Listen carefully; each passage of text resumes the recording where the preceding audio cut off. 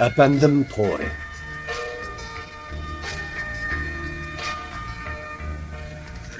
Refşan derya hasi ve heybet uzun ki sen epi esirler bu yeri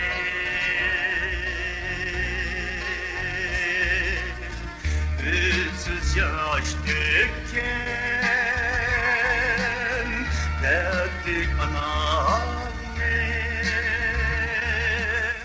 senden amayan hasretlik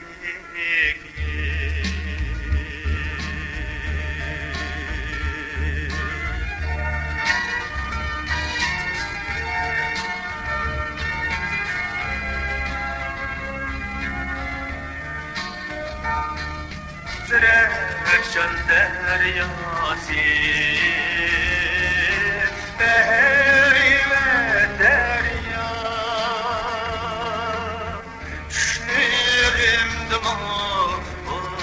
sen hayal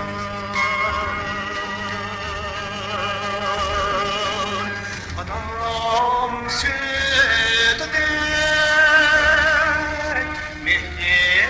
cismimde sevgi hürmetim kalbimde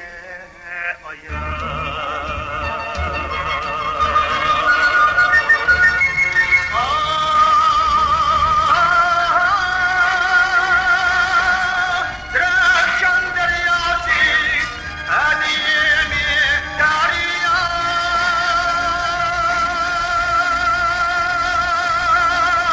Olgunla yasa aksen eylet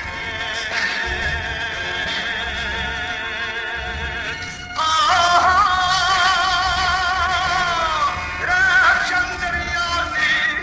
kadimi derya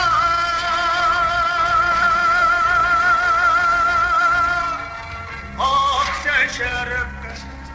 dolgun